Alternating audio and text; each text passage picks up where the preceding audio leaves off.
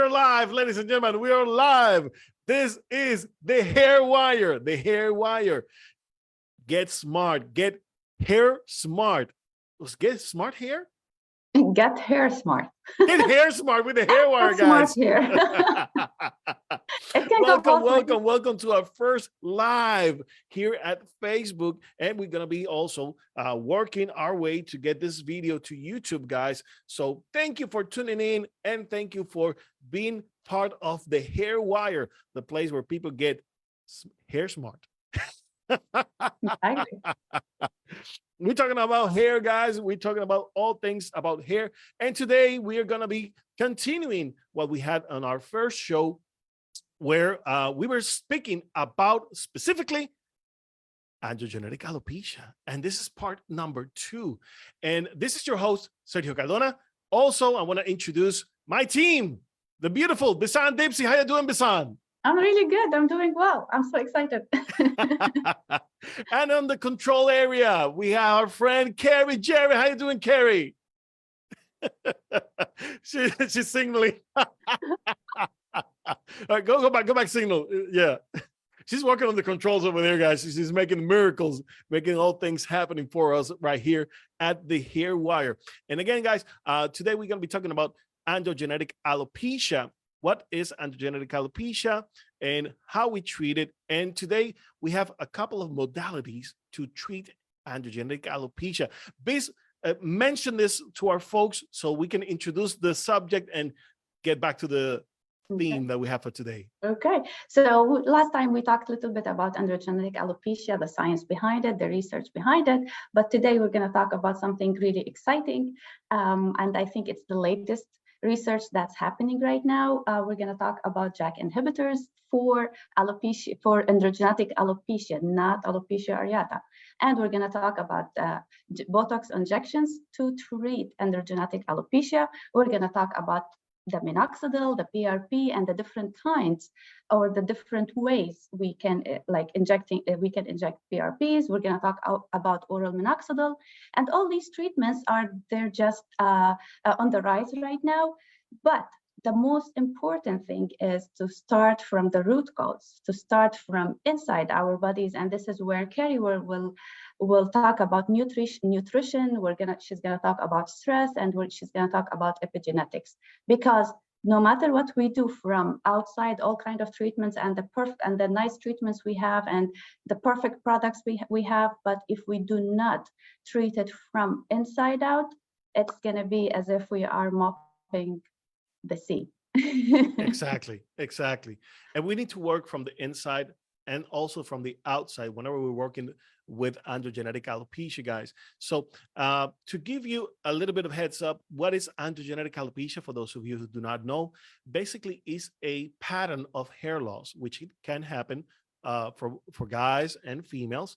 And the pattern goes into the frontal areas, the parietal areas, and of course to the crown vertex area. So those areas are going to be subject to miniaturization, which of course gonna make our hair look thin, and we're gonna start seeing, of course, follicles over time become cicatricial, and that's the worst part of it, because once follicles become cicatricial, no new hair can come out from those particular follicles. But rest assured, guys, there's hope. And while we still have follicles available, we can make them work. And that's the beauty of it. As long as they are not dead yet, we can help transform. And although there's some, there's fighting in the scientific community on whether we can transition a follicle that's already started to miniaturization, going back to terminal hair. And although many people might say yes, others say no. In fact, there was a researcher who saw that follicles, once they start miniaturizing, they go straight to cicatricial. Do they? We will find out. So, guys, over here, the thing is, whenever we are seeing that hair is becoming miniaturized, whenever we start seeing that on the top part of our scalp we are losing hair, then we need to consider the idea that we might be experiencing androgenic alopecia. Well, Sergio, how do we know for sure? Well, three things. Either you go to your doctor, either you go to a dermatologist, or you visit a trichologist like the three of us. Okay. So, Carrie, please, you have been so quiet in this show right now. I am. I'm trying to make sure everybody who needs to hear us is able to catch us and be in live to ask questions in real time if they have any. So yeah, I'm Carrie. I'm here. And I want to add what Sergio was talking about. That's why here in the Hair Wire, we're all about education and raising awareness about hair loss, because hair loss can be complicated in its in chronic stages, like in late stages. But if we raise awareness, we can actually save a lot of hair, grow a lot of hair when the hair starts to be miniaturized, or we can from the beginning. And with many treatments, the treatments we're going to talk about, and from within factors, which Carrie is going to talk to us about. Yes. So one of the things that we also see with androgenic alopecia is that we mentioned on the last show that a lot of people go to minoxidil as their go-to product. And it's fine, to start with minoxidil, but we need to consider that there are less intensive treatments. And what I mean less intensive, I mean treatments that are not gonna be harmful to your body, because we have to consider that minoxidil is a drug that was created to treat heart problems, high blood pressure. So as a drug, it may have, of course, side effects, and we want to try something that does not have side effects first, and then we will move on maybe to a minoxidil if needed. And we could add maybe finasteride, spironolactone, or a laser, and so many other things that we can start adding into the process. But we really want to start small. And we want to start in the beginning stages. And if we are able to correct it with, we're just switching our diet, start doing exercise, then we are on the right path. Okay. So for those of you who are watching, please visit our website, thehairwire.com, and hit the like button. And of course, visit our YouTube channel, subscribe, hit the notification bell. And of course, we appreciate your comments, and we like to answer your questions. So bring it in, guys, bring it in. So Carrie, let's talk about nutrition here for a while. About what type of nutrition program would you recommend for people who are experiencing symptoms who started maybe with androgenic alopecia? Yeah, foods I'd be really cautious about are ones that are going to help balance your hormones. As we know, androgenic alopecia is associated with hormonal imbalances, so consuming a diet that supports hormonal balance is going to be very helpful for them. So that includes eating a diet with high fiber, low sugar, and refined carbohydrates, and also includes healthy fats and omegas. So that's one thing, is I just really focus on those diets that are really going to help with that. So making sure they're having a good amount of protein, iron, biotin-rich foods, zinc, omega-3s, getting a really balanced diet, and that's key.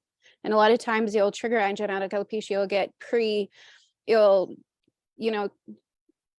you'll come faster with androgenic alopecia if you don't start taking measures now. And so I'm always encouraging people, let's slow it down by looking at your diet too. So excellent.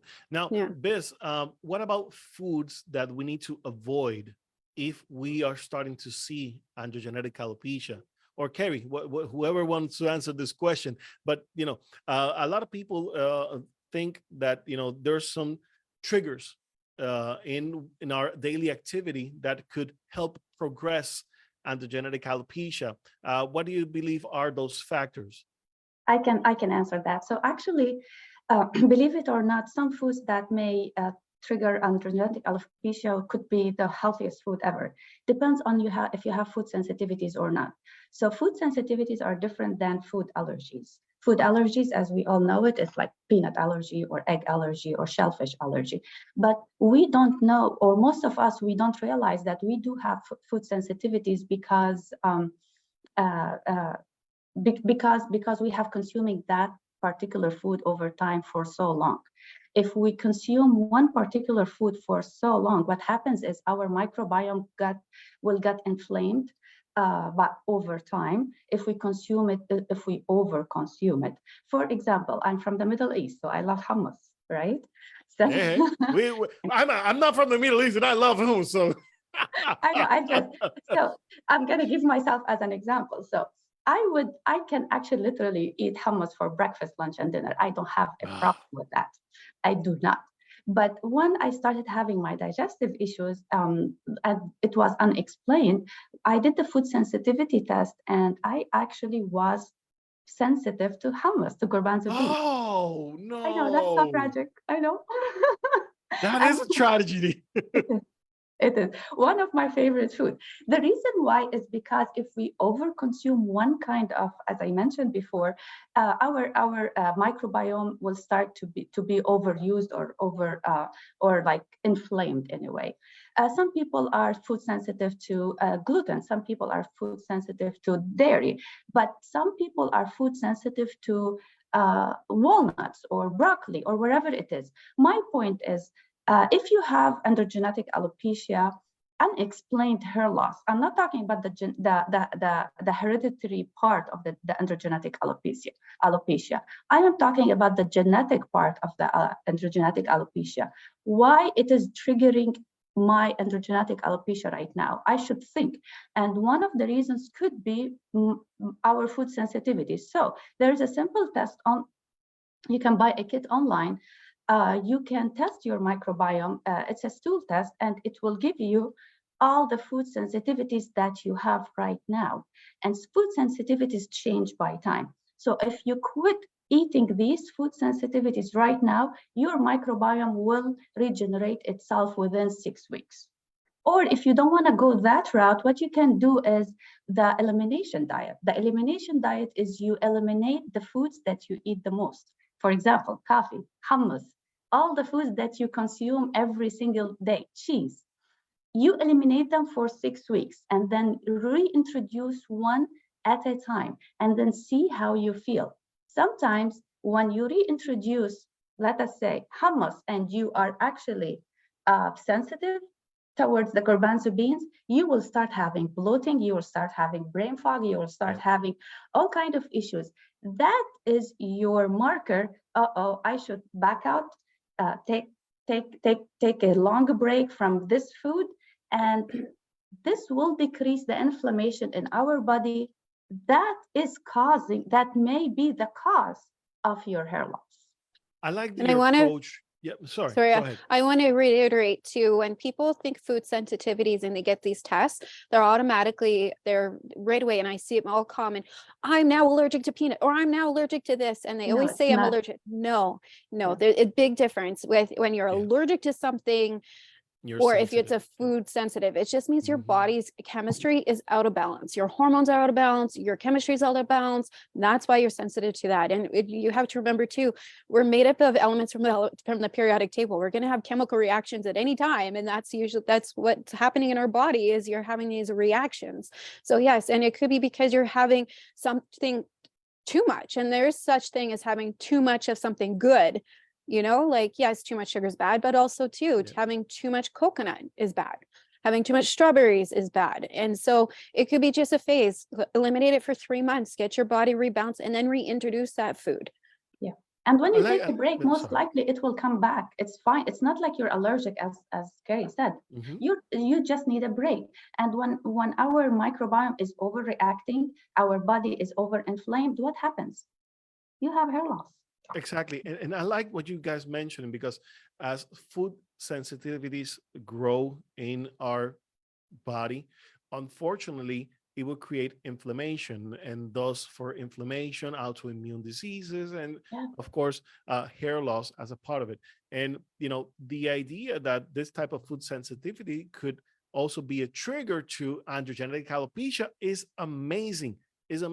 So working from those angles, guys, is something that you will not hear anywhere.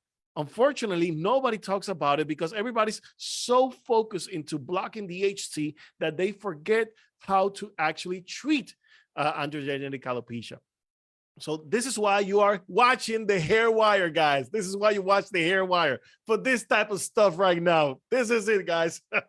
Yeah. So, yeah. So we're talking about food sensitivity. We want to make it right. Now, many people believe that, there's certain foods that, will make it more prone to the production of DHT, like for instance, milk, dairy, and red meat. What's your take on that? Either of you.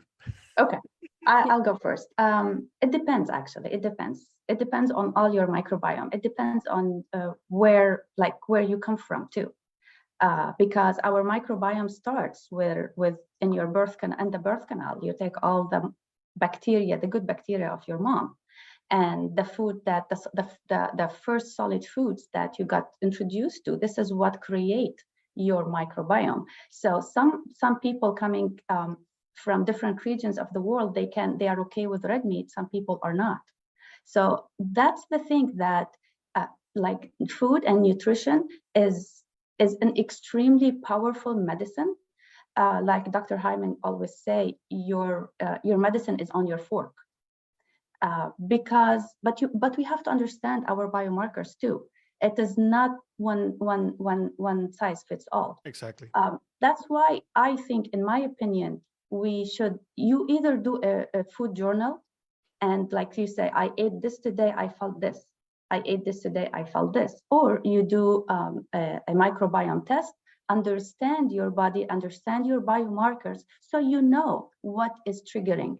So I don't know of like one particular food that's gonna make you lose the hair, exactly. But it depends on what is in your body, actually, how it is reacting in your body. What do you say, Carrie? Yeah, exactly what Basan said. And a lot of times too, because I specialize in epigenetics and hair loss, and we do epigenetics and intake, so food. And I'll look at a lot of things. I also look at your ancestors. What did your ancestors eat?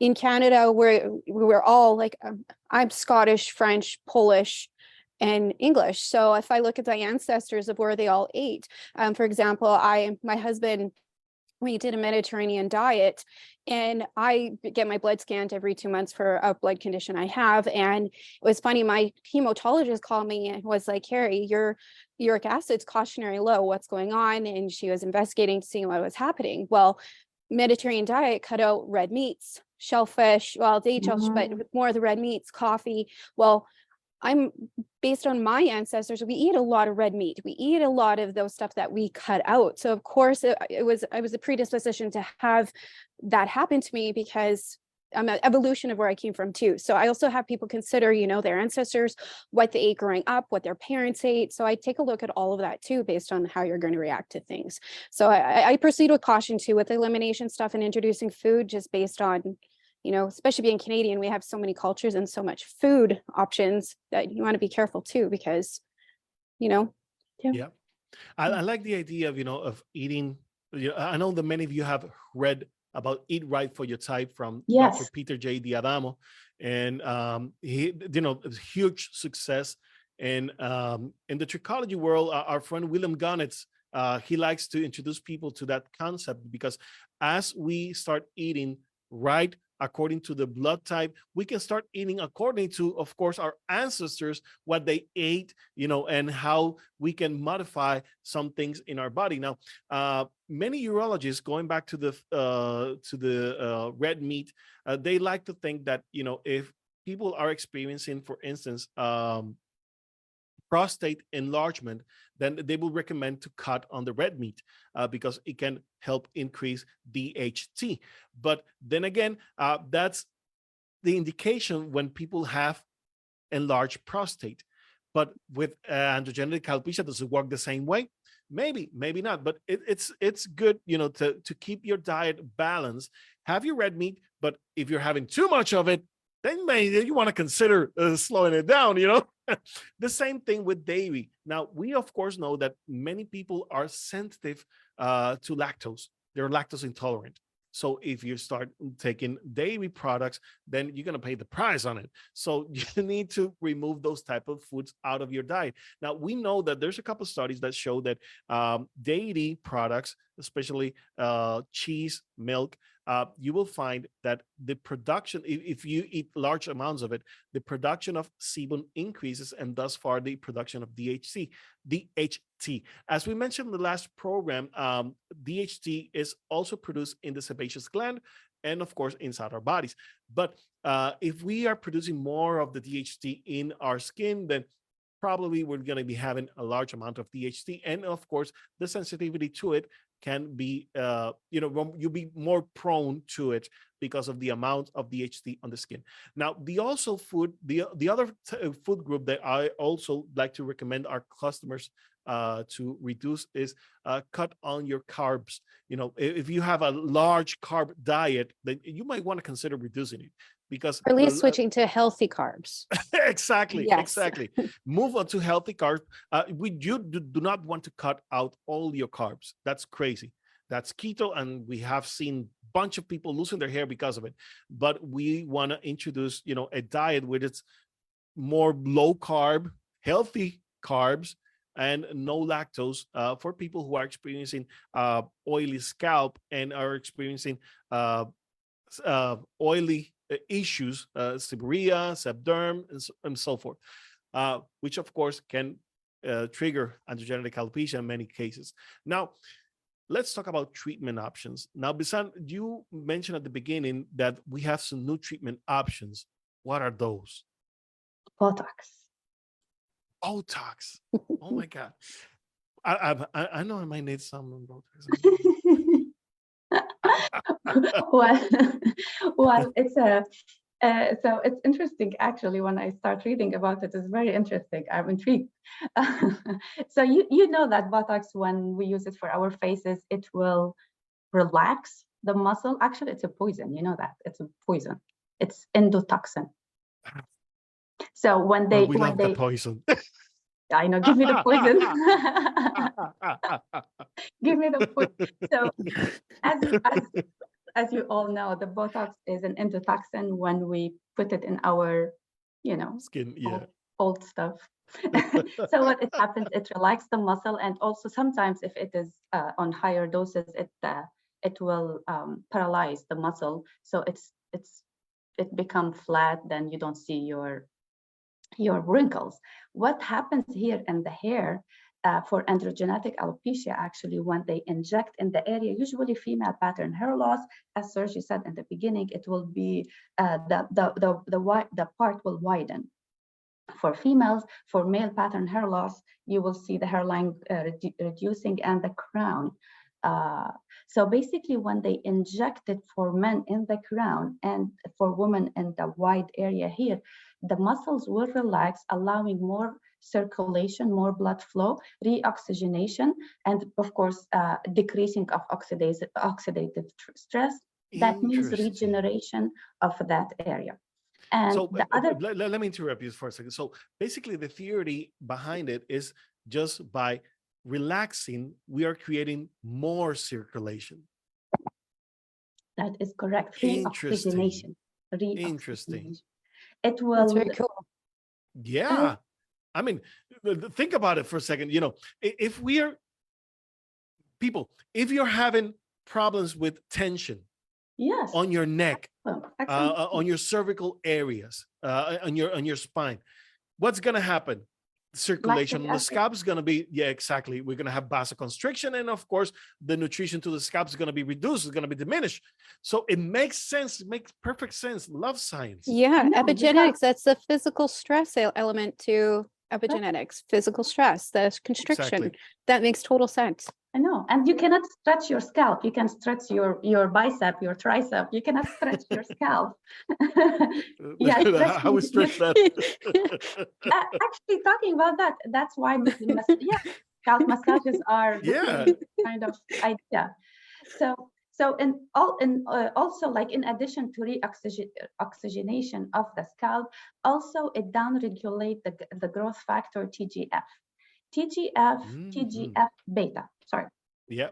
TGF beta, to make sure that we are talking proper science.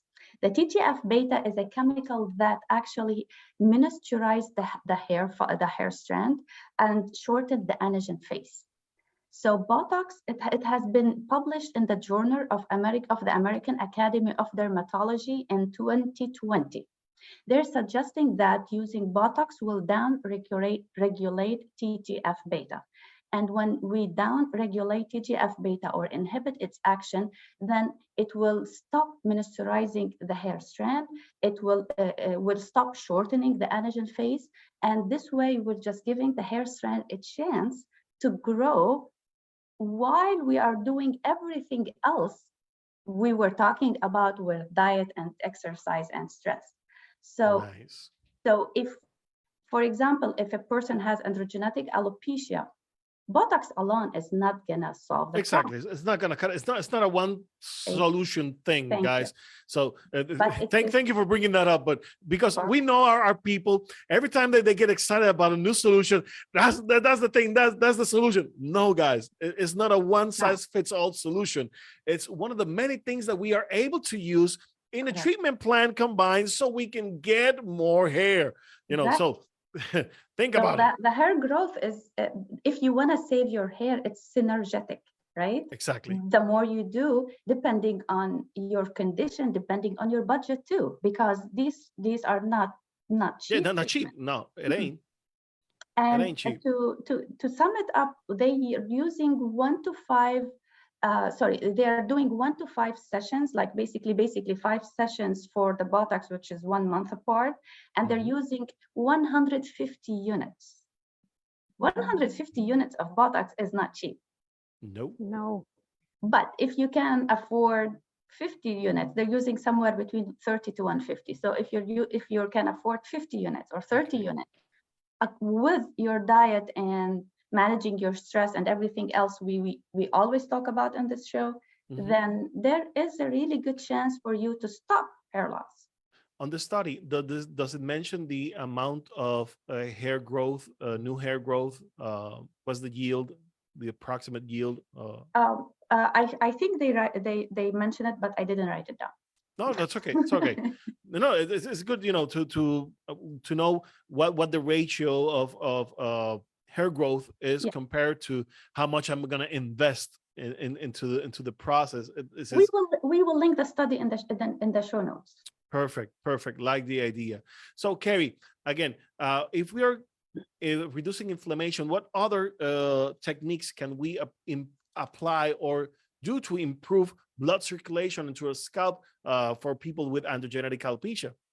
Yeah, there's quite a few. Myself, I recommend mesotherapy. Mesotherapy is a really good one. Scalp micropigmentation, scalp massage, microneedling, just anything to get that circulation and massaging that scalp. But I also, again, encourage eating healthy, like incorporating collagen into your body to help making sure you're having strong proteins. So just making sure you're getting all the proper nutrients that you need, and hydration too. I find a lot of times with androgenic alopecia, I don't know what it is. So today people just don't drink as much water as they used to,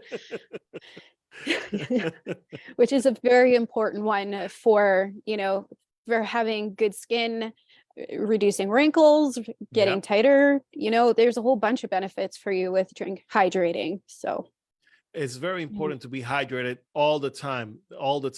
I ask, my patients, are you a camel? They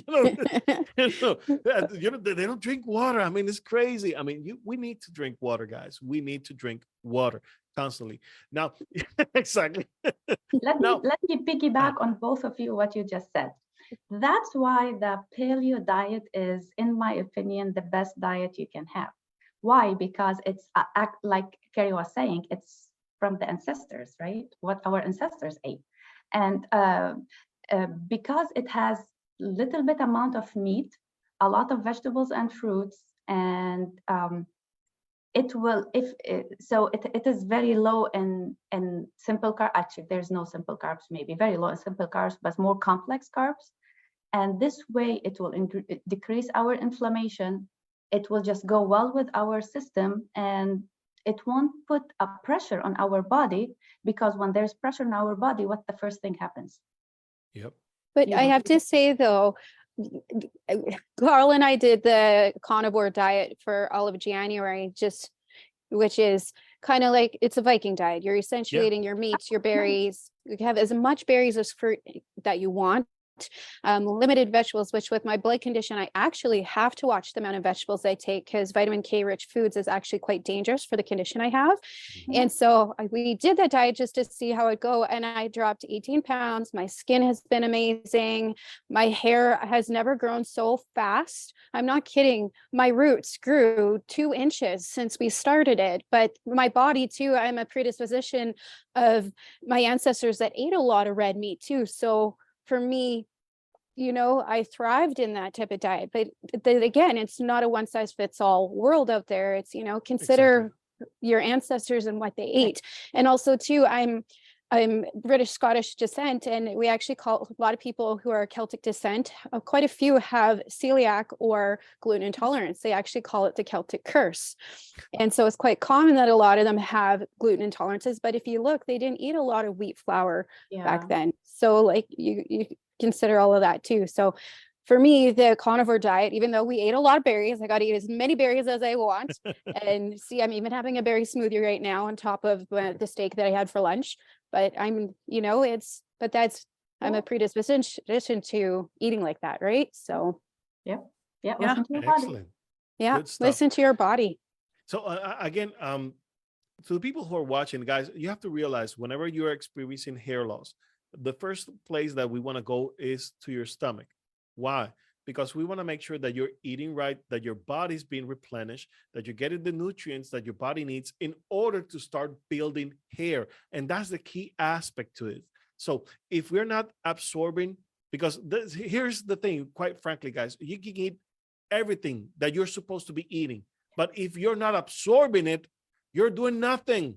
You're doing nothing. So it is quite important, imperative that we get to the bottom of your diet first in order to start helping then your hair growth. And we will see actually that once we tackle that area first, when we start working with hair stimulants or different procedures to stimulate hair growth, the hair growth will go faster than without the treatments of the gut first. So it is imperative, guys. So Bisan, you were mentioning also about other forms of treatments other than just, what's the next before one? we jump into that too, can I also make sure people aware that stress also does have a big cause and effect? So fixing your gut, absolutely. But also if you have a very stressful lifestyle, that's another thing that's going to speed up your androgenic alopecia. So something to consider too. I just wanted to throw that in. Sorry, Bisan, to cut you off. No, excellent. We're going to be tackling that one. Yep. If you have stress, you can't actually fix your gut. You just can't. It will fight you. It's fight against. It's a correlation, basically. I mean, you're stressed, you're inflamed, your immune system is going to go off. So now what's next? Hair loss. We need to tackle all of those at the same time. Yes, very important.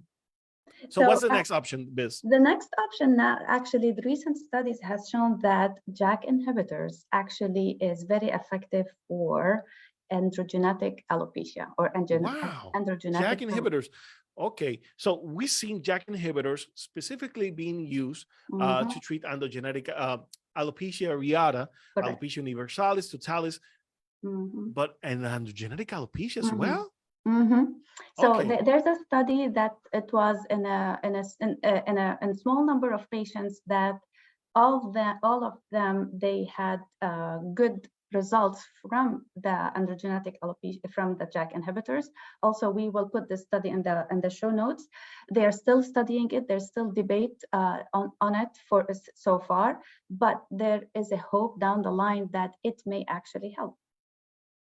Interesting. Now, the only thing that I have against JAK inhibitors is, my God, they cost so much right now. It's incredible. It's incredibly expensive.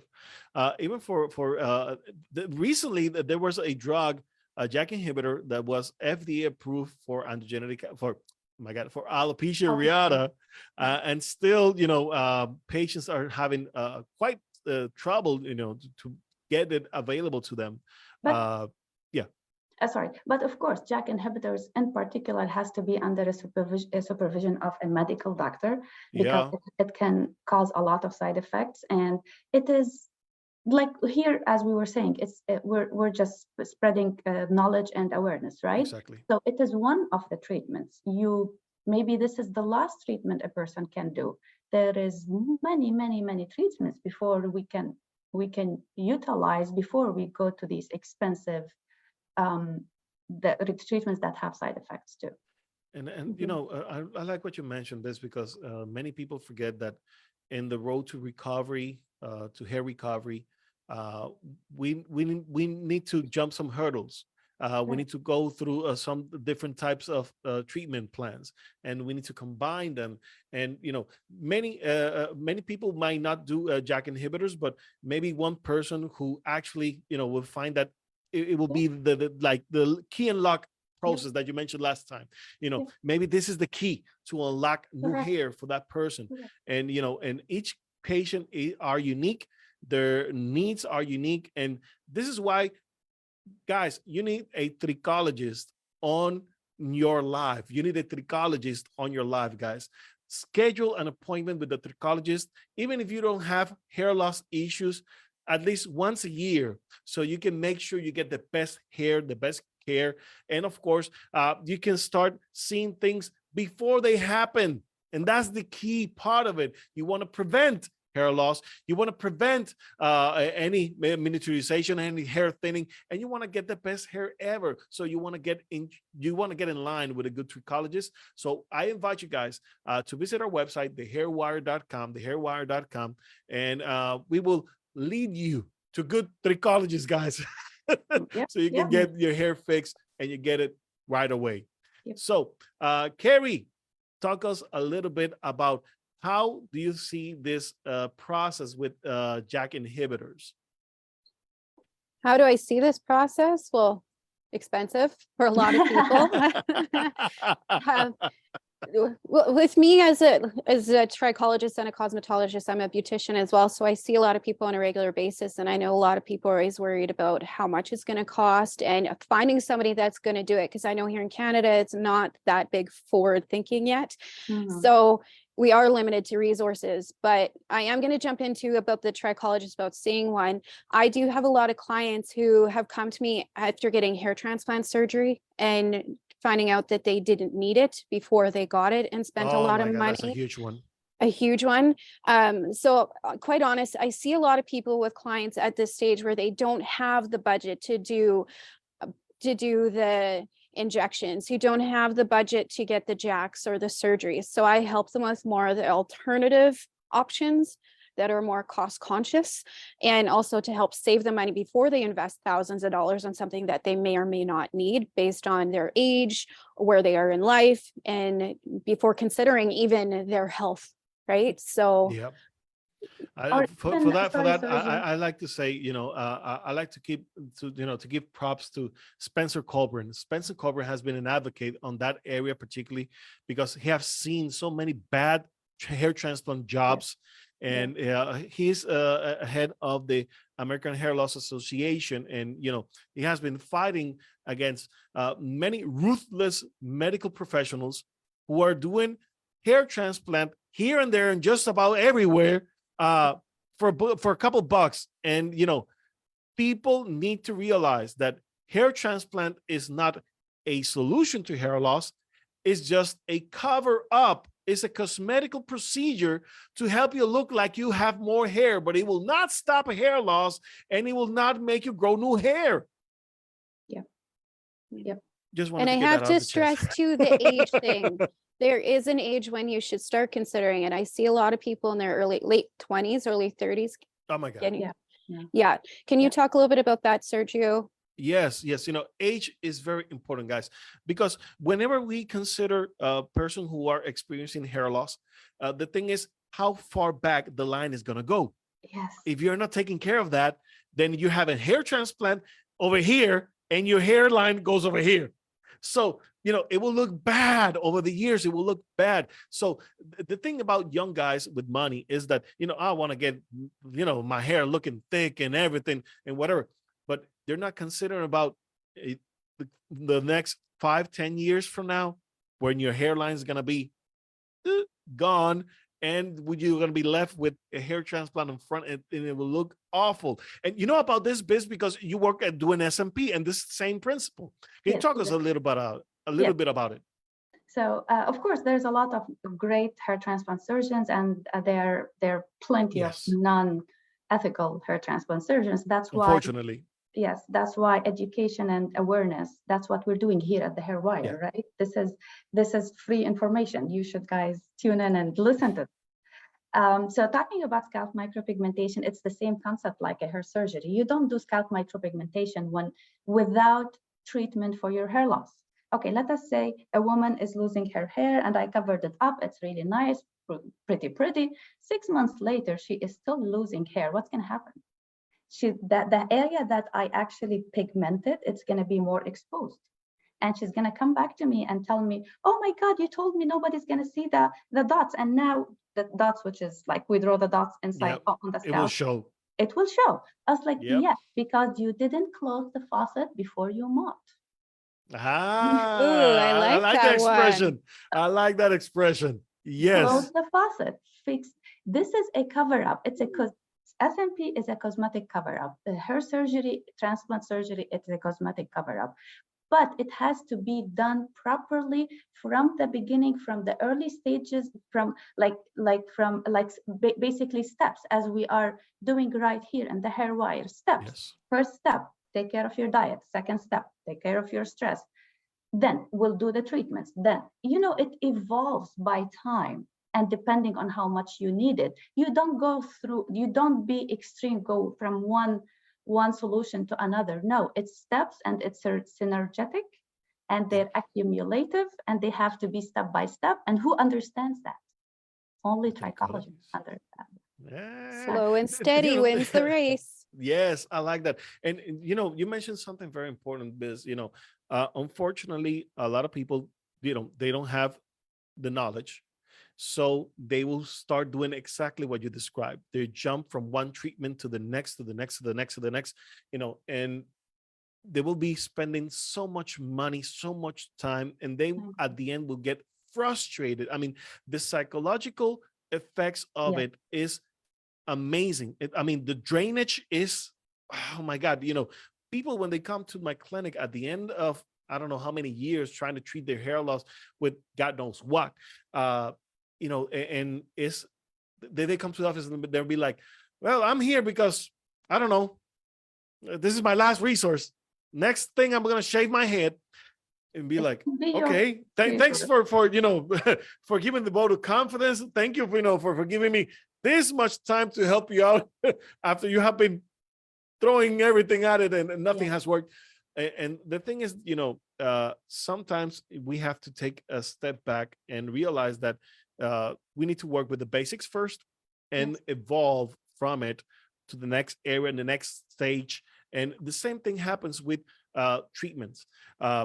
Once you started with minoxidil, then you might want to increase to spironolactone, ladies or gentlemen with the finasteride, and maybe we want to do PDOs later on, and maybe we want to do, it's you take it step by step, and as we move forward, we start seeing things that will work in the way and things that might not work for you on the way.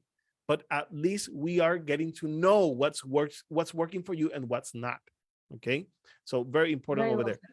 Now, Biz, you mentioned you have another treatment option that we wanted to discuss today. No, we discussed the other time the minoxidil, and we said there's, just to make it very quick, we said there's like 7 to 8% actually. The study shows that they work much better. And I don't know if you talked about oral minoxidil, but all these treatments are from a medical professional, so your doctor will actually explain that to you. PRP is it has a lot of success, but also you want to understand from your physician or the person who's doing it, should be a medical professional anyway, what kind of PRP is there's many ways, many types of PRP, many ways to prepare PRP. But in any way, because we're running out of time, all what we're trying to do here is to raise awareness about hair care. Being hair smart is taking your hair, take care of your hair one step at a time. You don't have to go out and spend that much money. It can start with a simple fix of your diet. It can start with a simple meditation to reduce your stress. Believe me, it can be that simple. And we as psychologists, we are not a medical professional, so everything we are saying that it's only for your information. If you need any medical advice, please go ask your doctor.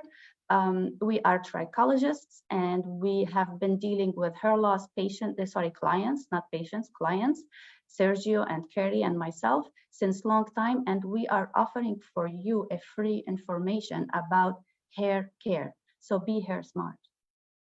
Get hair smart with the Hair Wire.